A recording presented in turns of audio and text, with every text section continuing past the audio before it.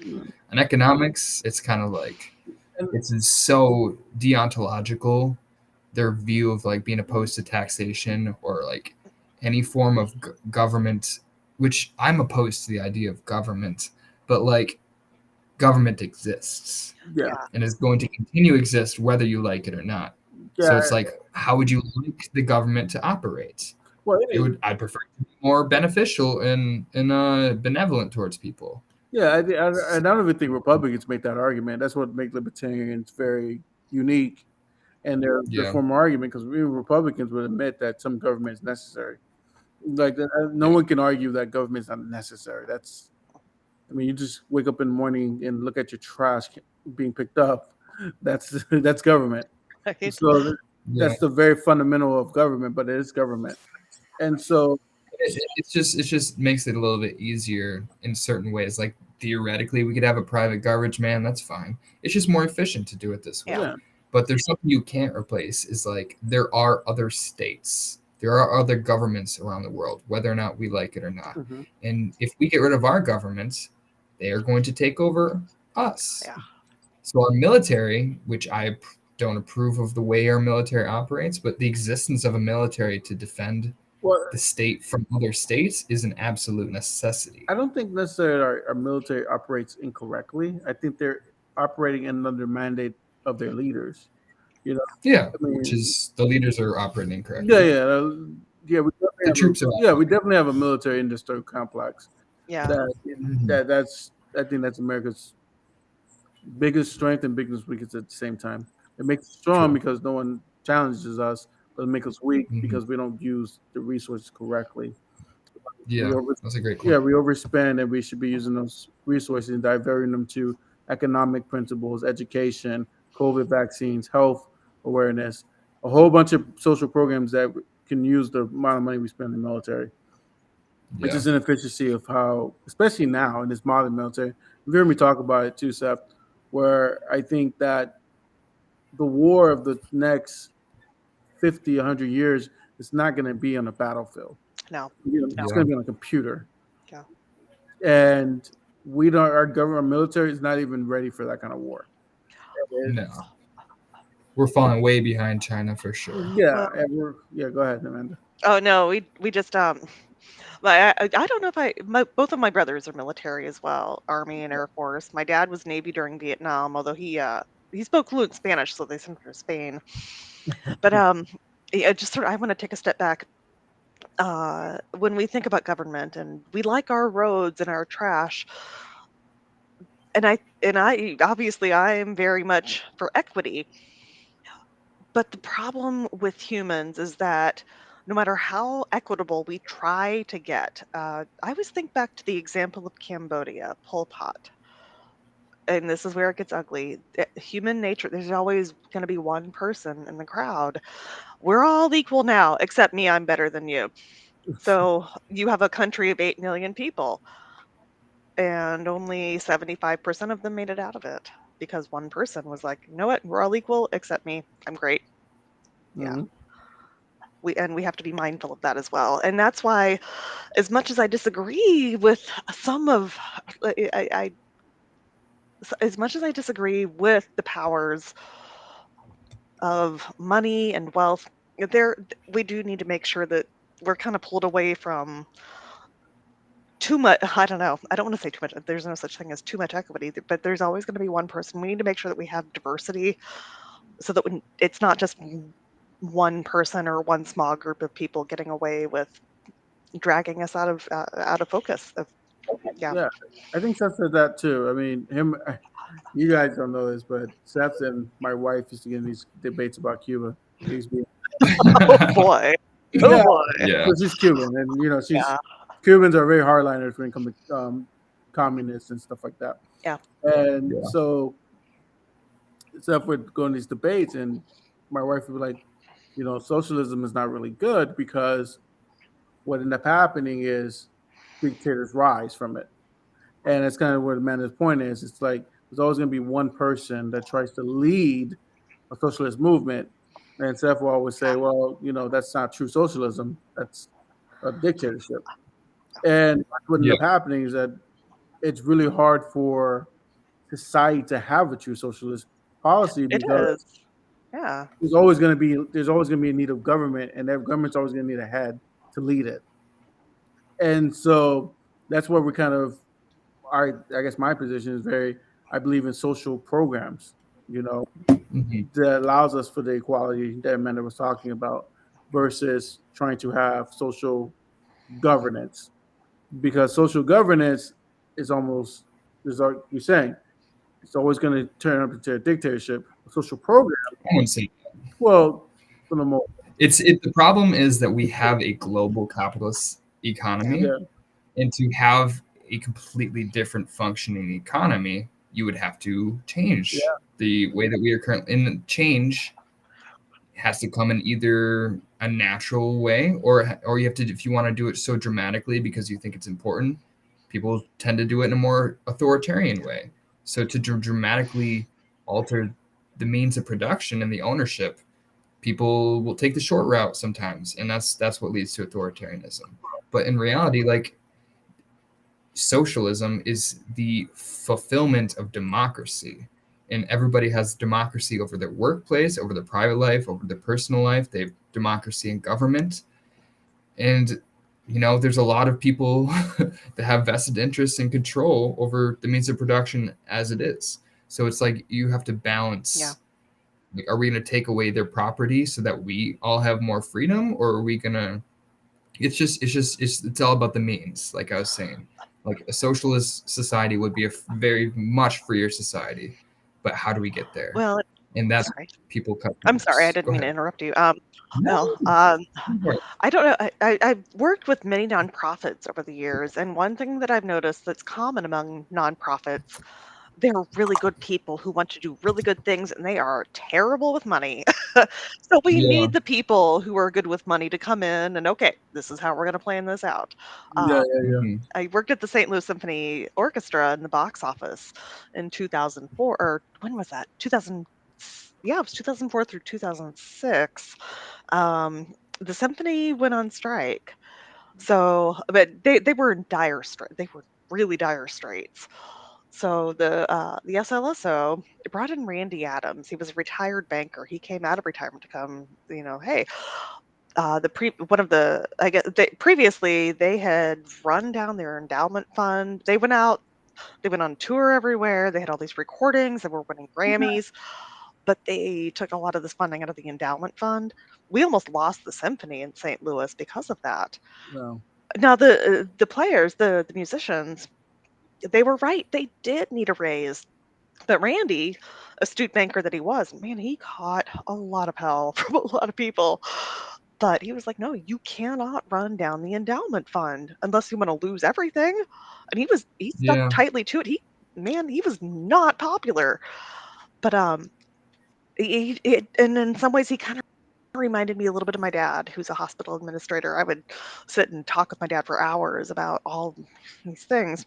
And I would sit out back talking with Randy as he was out there smoking. And I hate smoking, but man, Randy needs to talk. Mhm.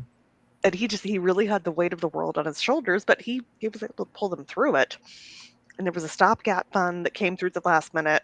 The Taylor family enterprise car or enterprise rent a car, they issued a challenge. And anyhow, they made it through, and he was persona non grata with a lot of people, but it's because of him. We needed that financial astuteness that he brought to it. yeah, yeah. It's kind of the fear of my fear of socialism would be like, hey, let's institute all these policies creates a more equitable distribution of money, and they do it in such a way that's so aggressive so quickly that we also want freedom so people can move in and out of the country. Every single rich person who already has all the money in society is going to take the money with them to another country. And Yeah. then we have half the size of the GDP. This is the philosophy of social democracy, where they want to keep the GDP and keep in private investments so that they can fund all these social programs and create a more equality centered society.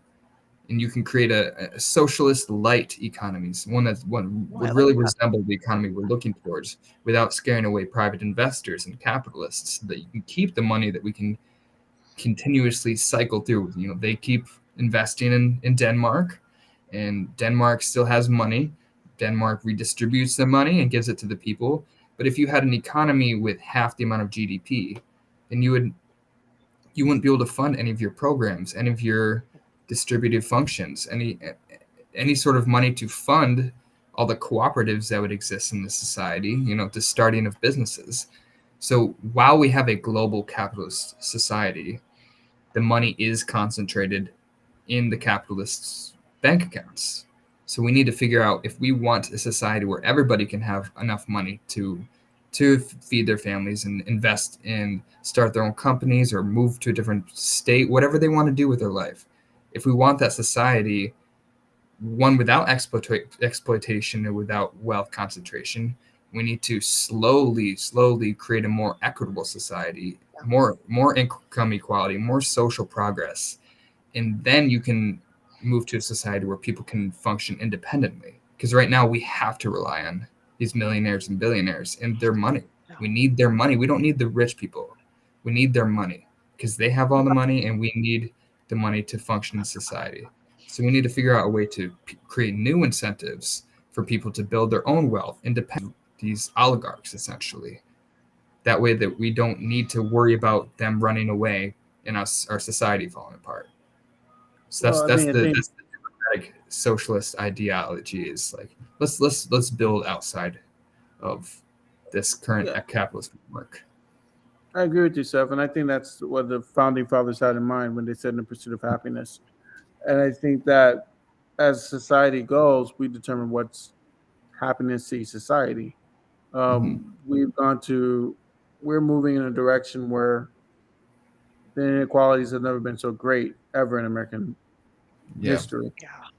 And so I think we are starting to realize that, and that's why now we're starting to create new policies, and to make it more equal. We do have a Democratic Senate, we have a Democratic president, and we almost had a Democratic House. We're very close, and so we are very, very aware of, I think, in America, the inequalities, and that's why I think the Republicans are having a hard time this cycle, is because they're not really talking about those inequalities.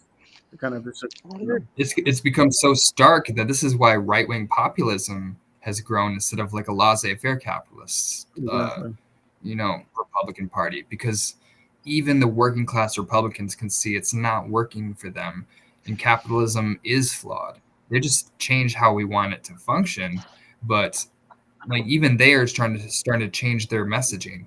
Like, my ideology is like, we are going to have a capital. It's actually classical economists who envisioned that a free market society, a truly free market society, not one full of exploitation stuff, would move towards workplace capitalism. Is people would have more freedom, and it would continually be getting better with more evenly, everybody succeeding. You can't have a society. It's not a free society if some people are suffering and not free, but others are free. That's not a free society. That's a privileged society. You're either born with the privilege of freedom, or you're going to work till you die.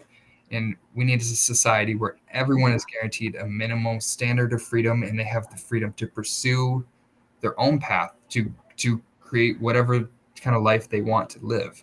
They can create their own freedom. We don't want to give everybody like complete actualization just on birth. You still need to have some merit. You need to build something from the ground up. But you have to have resources to get to that place. You have to have opportunity, and that's something that capitalism doesn't inherently provide.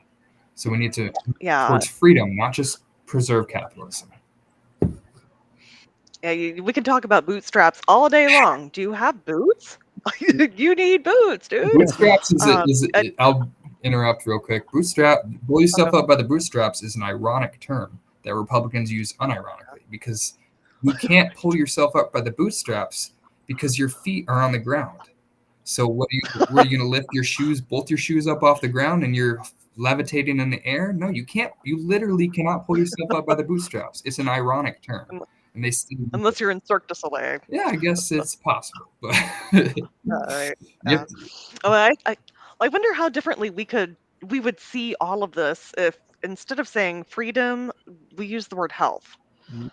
If we want a healthy society, and I don't mean just physical Yeah. health, but just health. If you want a healthy business, Yeah. you want your employees to be healthy. You want every bit of this process to be as healthy as possible. And how do you make sure it's healthy? You make sure everybody has what they need to continue to thrive. Yeah. It's the perfect balance of freedom alongside security, because you Yeah. can have a free society without it being insecure. But I would argue you you're a lot freer if your freedom is secured by something. Yeah. You know what I mean? If it's guaranteed and there's not a lot of risk of you losing that freedom, like that's a different kind of freedom.